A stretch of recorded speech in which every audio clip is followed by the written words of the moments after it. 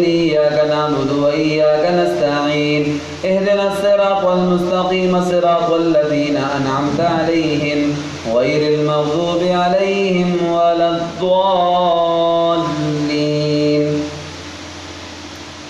يا أيها النبي إذا طلقتم النساء فطلقوهن لعدتهن وأحصوا العدة واتقوا الله ربكم لا تخرجوهن من بيوتهن ولا يخرجن إلا أن يأتين بفاحشة مبينة وتلك حدود الله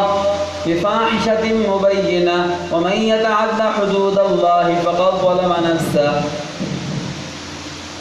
بفاحشة مبينة وتلك حدود الله ومن يتعد حدود الله فقد ظلم نفسه لا تدري لعل الله يحدث بعد ذلك أمرا فإذا بلغن أجلهن فأمسكوهن بمعروف أو فارقوهن بمعروف وأشهدوا ذوي عدل منكم وأقيموا الشهادة لله ذلكم يوعظ به من كان يؤمن بالله واليوم الآخر ومن يتق الله يجعل له مخرجا ويرزقه من حيث لا يحتسب ومن يتوكل على الله فهو حسبه إن الله بالغ أمره قد جعل الله لكل شيء قدرا.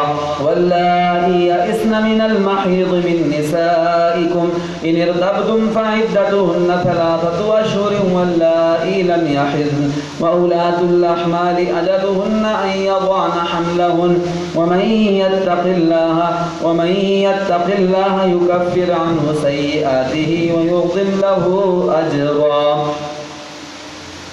ومن يتق الله يكفر عنه سيئاته ويعظم له أجرا.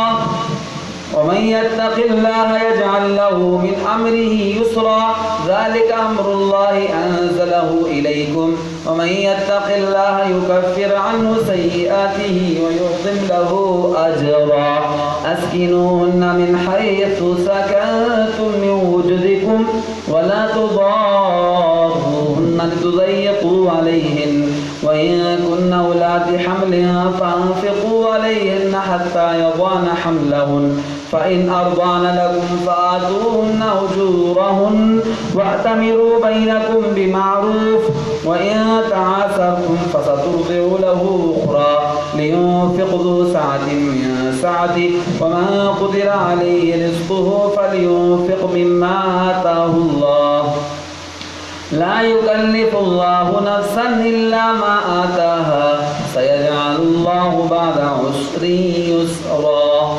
الله أكبر. سمع الله لمن حمده. الله أكبر. الله أكبر. الله أكبر.